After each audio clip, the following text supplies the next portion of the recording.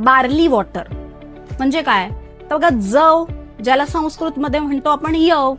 आता जव हे पचायला जड आहे, त्यामुळे आपण अति प्रमाणात जव आहारात घेत नाही, ते बल्य आहे.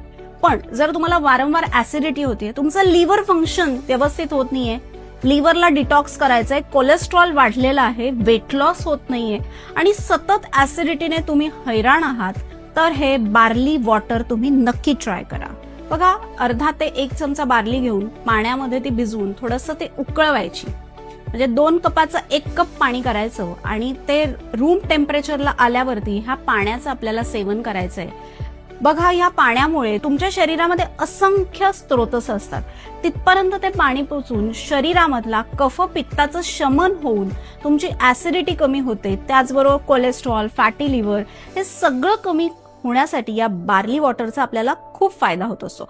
कफ पित्त शामक असल्यामुळे ज्यांना वारंवार ऍसिडिटी होते त्यांनी लाह्यांच्या पाण्यासारखंच हे बार्ली वॉटर नक्की ट्राय करून बघा.